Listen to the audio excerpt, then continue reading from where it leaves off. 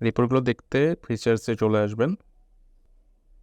একটু নিচের দিকে আসলে দেখবেন যে রিপোর্ট সমূহ, এখানে রিপোর্টে আমরা ক্লিক করছি। আমাদের জরুরি যে বিষয়গুলো, যে রিপোর্টগুলো দরকার সেটা হচ্ছে ক্লোজিং রিপোর্ট, ট্রায়াল ব্যালেন্স, লাভ ক্ষতির হিসাব। তাছাড়া প্রত্যেকটাই আপনি এখান থেকে দেখতে পারবেন। তো দেখেন, আমি যদি ট্রায়াল ব্যালেন্স এখানে ক্লিক করি, ডেবিট এবং ক্রেডিট কিন্তু সমান 28,940 টাকা।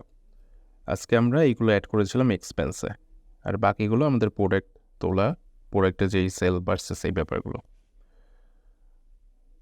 আর ট্রায়াল ব্যালেন্সের ক্ষেত্রে যেটা মাথায় রাখতে হয় আমাদের, অবশ্যই এটা এন্ডেড এবং স্টার্টেড এবং এন্ডেড দুটোই কিন্তু আমাদের থাকে। বাট ক্লোজিং রিপোর্টে কিন্তু আমাদের ওই যে প্রথম থেকে আমরা যেটা শুরু করেছি এরপরে লাস্ট ডেট পর্যন্ত দেখেন এখানে সেটা কিন্তু আছে। আচ্ছা, এরপর লাভ ক্ষতির হিসাবে যদি আমরা আসি,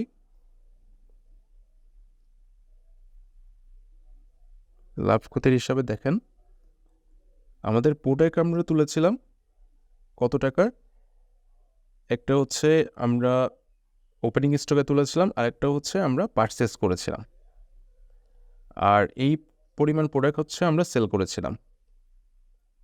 আর নিচের দিকে যদি আমরা যাই, তো আমরা দেখেন এই যে 16,450 টাকা কী করেছিলাম, এক্সপেন্স করেছিলাম। আমাদের আগের ভিডিওগুলো যদি আপনি দেখেন, এক্সপেন্স, তারপরে স্টকে প্রোডাক্ট তোলা, এগুলো যদি আগের ভিডিওগুলো দেখেন তো দেখবেন যে এই পরিমাণ আমরা এক্সপেন্স করেছিলাম বা প্রোডাক্ট কিন্তু তুলেছিলাম।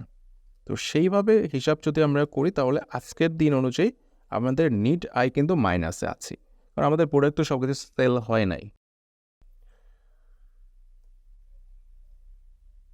তাছাড়াও সেরা গ্রাহক, এখানে যদি আমরা আসি, কত টাকার আমরা কিনেছে, মানে কে আসলে সব থেকে বেশি প্রোডাক্টটা কিনেছে এটা আমরা দেখতে পাবো।